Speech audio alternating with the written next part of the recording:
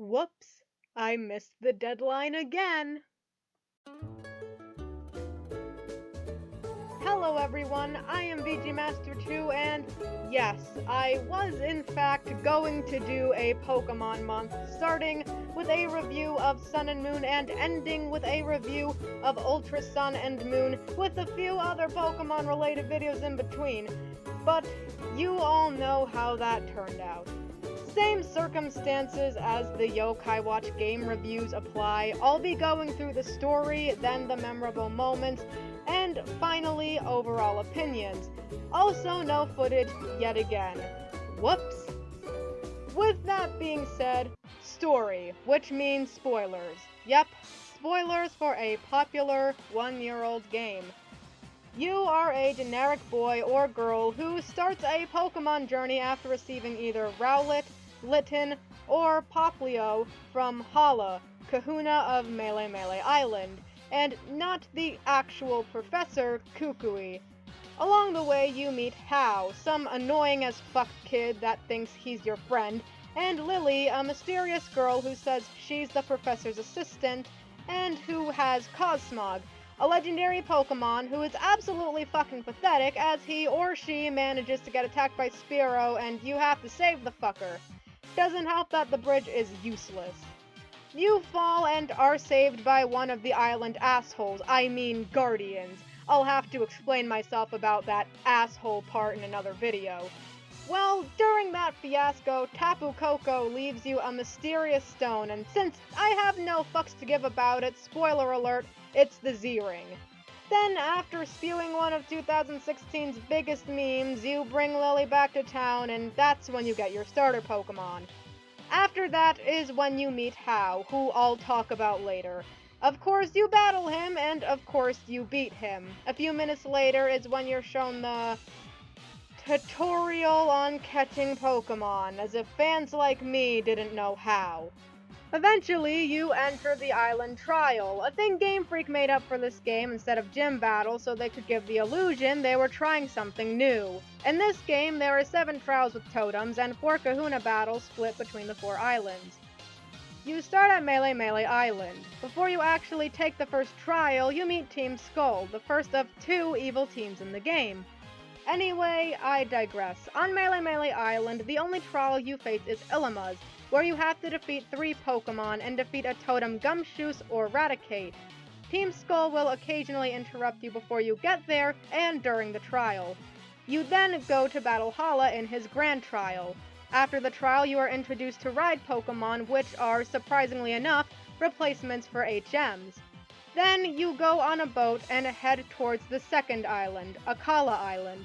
Before you get into any of the 3 trials there, you're stopped by some familiar faces, Dexio and Cena from Pokemon X and Y. The only reason they're even here is to kick off the totally not forced at all Zygarde quest. On Akala, the trials you face are Lana's, where all you do is defeat the totem Wishy-Washy, Kiawe's, where you have to look at dances before defeating a totem Salazzle, and Mallow's, where you get ingredients for her and oh god, no, what the fuck, I didn't need that, Game Freak, seriously? Then fight a totem Lurantis. Then you go to battle Kahuna Olivia in her Grand Trial. Along the way, you get more Ride Pokemon and see Team Skull a lot, as well as meet the second, better rival, Gladion, and Skull admin Plumeria. After that, you take a detour and go with Faba to the Aether Paradise, a man-made 5th island in the middle of the region. It's there that you meet Wick, who I can only imagine is there as eye candy for the really immature fans. She shows the protagonist and Hao around. A few minutes after that, you meet the president of the Foundation, Lusamine, who totally doesn't seem suspicious, especially after a portal opens up and a Pokemon comes out. Despite the fact it doesn't seem aggressive, you kick the shit out of it. And I'm just going to spoil it, the it in question is Nihilego, who I will refer to as a she to make my life easier. She disappears, presumably back to wherever she came from, and Lusamine seems way too enamored with her. You are then sent to the 3rd island, Ula Ula Island. Would be nice, but the minute you get there, Hal, bitch that he is, forces you to fight him. And if things couldn't get any more stupid, you meet Professor Oak's identical cousin, Samson Oak, who tells you about the special variants in Alola, an entire idea they stole from the community's variant fad. Anyway, there are 2 trials on this island. Those trials are Sophocles, where you have to answer audio questions before fighting a Totem Vikavolt, and Acerolas, where you take pictures of ghosts before fighting a Totem Attention Whore. I'm sorry, Mimikyu. Of course, you get more ride Pokemon and fuck up Team Skull some more along the way, but this time you meet their leader, a character who's practically a walking, talking meme at this point, Guzma. And no, I did not forget about the Kahuna. The Kahuna of this island is Nanu, and he is a police officer. You actually encounter him as you go to Team Skull's base. However, you fight him only before you head out to save Lily, as she has been kidnapped. Well, the others think so, but actually she went willingly with Plumeria. You go to the Aether Paradise for the 2nd time, but this time everyone is a lot less friendly. As you go around the facility, Faba battles you, and it's very likely he knows what's going on. You head downstairs to the secret labs where you learn that Cosmog is a UV, the same thing Nihilego is.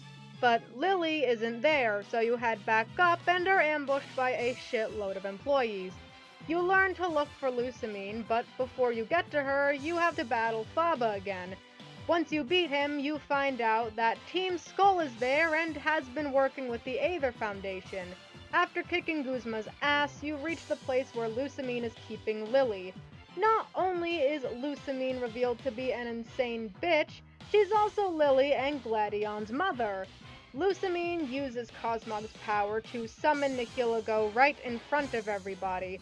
She also causes it to open other portals, resulting in Buzzwole appearing in Sun, or Pheromosa appearing in Moon. You then have to fight Lusamine, who afterwards loses her shit and flees with Guzma after Nihilego in the other world. You find that Cosmog has changed forms, actually evolving into Cosmoem, and after a quick rest, you head out on a quest to find them. This sends you on your way to Pony Island, the last of the main islands. And no, not this Pony Island, Pony with an I. You go out to find the Kahuna, only to find there is none. Well, shit. So you go to the ruins of this island's guardian, Tapu Fini, which is literally a 1-minute ride away on Tauros. Once inside the ruins, you have to do a block puzzle. Yay! My favorite thing to do in Pokemon! Tapu, a character who had been appearing quite often in the game, becomes the new Kahuna and explains that her grandfather was Kahuna before he died. And yes, they actually do say died in these games. Impressive, Game Freak! She also tells us that to get the legendary Pokemon, you need to go to Executor Island to get the flute opposite of one that was received in Aether Paradise. Of course, you get it, and with both of the flutes, head to... what the fuck? Altar of the Sunne or Moone. Hey, if that's how they're gonna spell it, might as well pronounce it that way. Before you get there, however, you have your grand trial with Hapu. Yeah, despite not finishing the last trial. Along the way, you meet Mina, the last trial captain, who doesn't have a trial, because of course she doesn't. Right before you get there, you enter a captainless trial and battle a Totem Komo-o. You make it to the altar and play the 2 flutes. It is there that you discover that the 2 mascot legendaries, Solgaleo and Lunala, are actually the evolution of Cosmoem. Using the legendaries, you open up a portal and go into Ultra Space.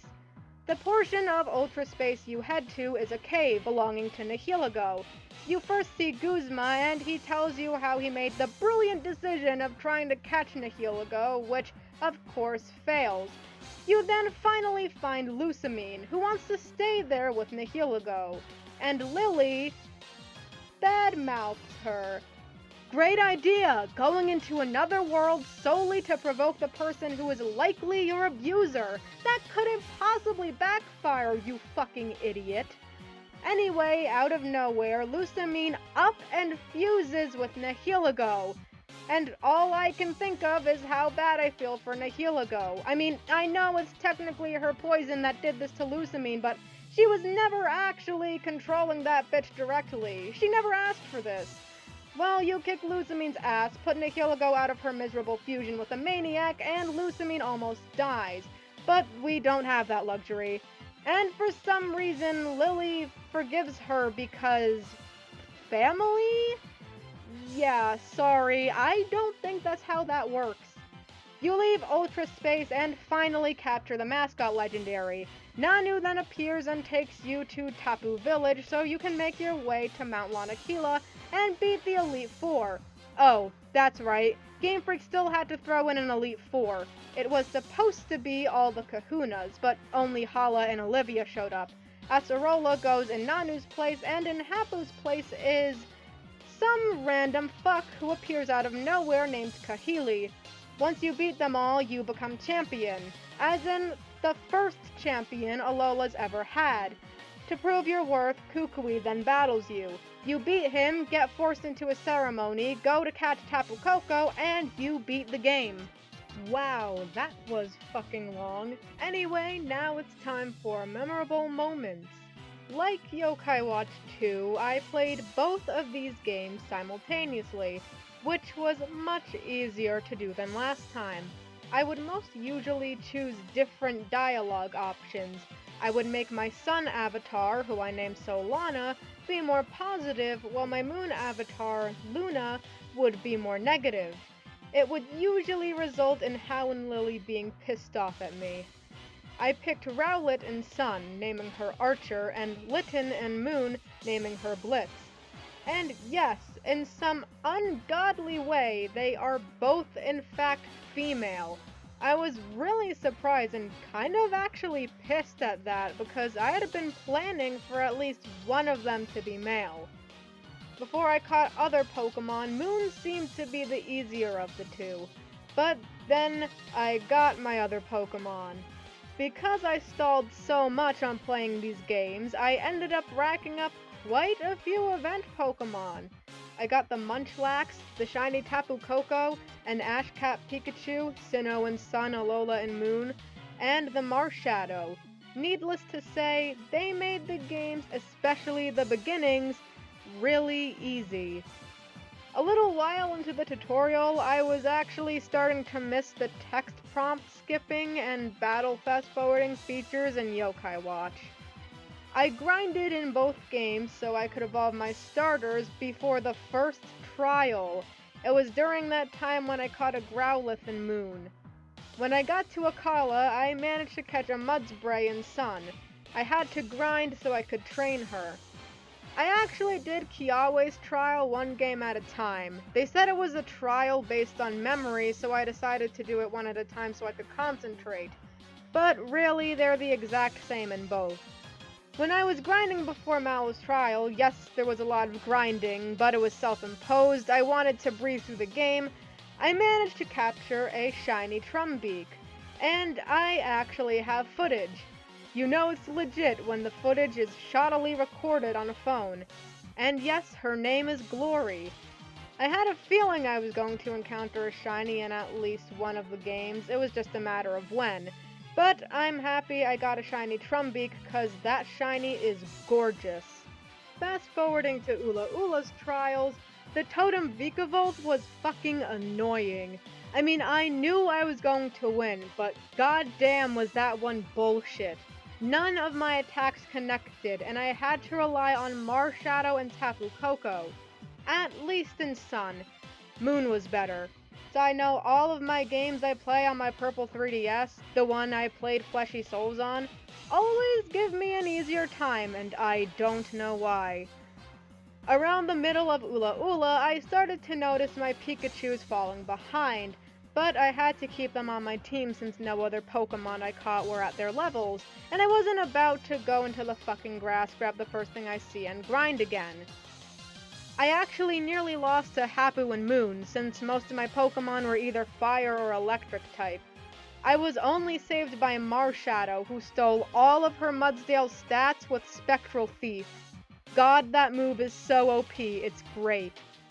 Speaking of great, when catching the two mascot legendaries, who ended up replacing my Cap Pikachus, I managed to catch Solgaleo first. With a Dusk Ball, I caught Lunala in a Great Ball, and I had damaged none of them. I never damaged legendary Pokemon. I haven't since back in Soul Silver. I only caught them in these balls because I never bought any Pokeballs since I never really had to catch any Pokemon. This carries over to the Tapu Koko fight, where I caught him first in Sun with yet another Dusk Ball, while in Moon, I had to use my Master Ball because I was low on Pokeballs and I was on my last Pokemon. Ironically, that Pokemon was my shiny Tapu Koko. In the end, I beat Sun with Crunch, the male Snorlax, Puddle, the female Mudsdale, Archer, the female Decidueye, Kimba, the Solgaleo, Marshadow, and shiny Tapu Koko. Levels 54, 57, 57, 57, 66, and 70 respectively. And I beat Moon with Chomp, the male Snorlax, Loyal, the male Arcanine, Blitz, the female Incineroar, Nebby, the Lunala, Marshadow, and shiny Tapu Koko, levels 52, 55, 56, 58, 66, and 70 respectively. Now it's time for my overall opinions, and oh boy, do I have a few things I want to talk about. These games were good. I always knew they were going to be. They were a ton of fun, as main series games usually are. But I gotta admit, it felt really weird playing Pokemon again. I'm used to playing Yokai Watch. Maybe it's because I was trying to finish Sun and Moon as fast as I could, or because I had already spoiled myself to the entire plot. But I just wasn't really invested in the story, and especially in two characters. Let's start off with the character I disliked less, Lily. I didn't really care for her. Not because she was a bad character, but because I was just not invested in her character. In fact, near the end, I ended up getting angry at her. I mean, after Lusamine leaves for Ultra Space, Lily's immediate next thought is to get her back. Now, let me stress, for those of you who don't know, it is heavily implied that Lusamine had abused Lily. Why in the flying fuck would Lily want to go back to her? Her abuser just disappeared for what could have been forever. She should be celebrating, not running off toward the cause of her misery. Especially because the only reason Lily's doing it is to literally shit-talk and provoke her angry, abusive mother. And then after Lusamine is forcefully separated from Nihilego, Lily all too happily runs up to her. Why? Like I said, because family. They try to pin the blame on Nihilego, but like I said, Nihilego doesn't control people directly. Everything Lusamine had done, she would have likely always done, just at a later date. In fact, you could argue that Nihilego is helping Lily by showing her mother's true feelings faster than when she eventually would have, ergo helping everyone affected search for a solution faster.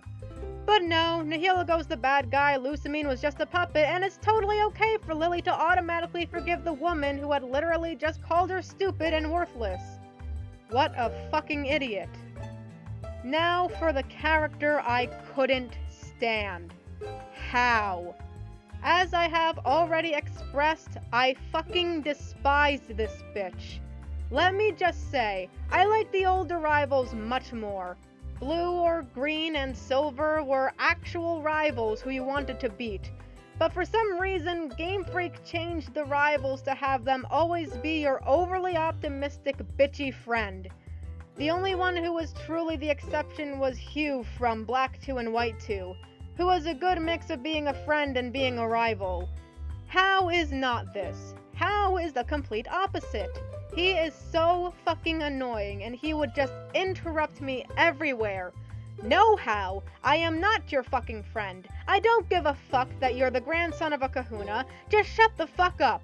please, just leave and poof out of existence. Let me tell you, I fucking relished pissing him off with my dialogue selections in Moon. Those were some good times. Moving on, I didn't really like the time difference in these games. I mean, I get it, sun and moon, but really, it just comes across as really annoying when I'm flying through the story and glancing around for Zygarde cells to see one in one game, but then it's not in the same spot in the other because 12-hour time difference. Now to talk about the trials. They were a joke. Maybe, or most probably, it's because I grinded, but the battles were easy and the tasks were barely even obstacles, especially Sophocles, where you fight a Charjabug and then get asked an audio question of a Pokemon's cry, and that Pokemon is Charjabug. You literally cannot fuck up unless you have a shit memory, which also applies for Kiawe's trial too. A more positive aspect is that they brought in Professor Burnett. She was the professor of the Gen 5 spin-off game Pokemon Dream Radar, the game you caught the Weather Trio in for Black 2 and White 2. It's nice that she was put in an actual main series game, though I don't really know if I like the fact that she's married to Kukui out of nowhere, which makes her being in Unova of all places for Dream Radar when her family is in Alola a little awkward. But that's nothing compared to the contempt I feel about her job in Alola. Oh yes, I put this one last for a reason. If you've seen my Yokai Watch 2 review, you know I hate two things in series. The one that I talked about, which was in Yokai Watch, was time travel. Coincidentally, the second one is in these games. That would be alternate or parallel timelines or dimensions. For some reason, Game Freak decided to make that tired fad of an idea the basis of basically this whole generation. This would ruin my immersion in these games quite a bit if it were not for one thing. If you recall, in my Gilgaros theory video, I said how I had quite a few theories that were hypothetical situations I made up as personal headcanons. Well, one of them is on this very subject. I can't promise it'll be the next video, but it will come out soon. So, there's the end of my little rants. Like I said before, I liked the games, but what did you guys think about it? Do you like it? Do you hate it? Have you not played it and watched this video anyways? Put your answers in the comments below, give the video a like if you liked it, and subscribe if you want to see more. Anyway, I'm VGMaster2, and I hope you stick around, cause there is a lot more coming.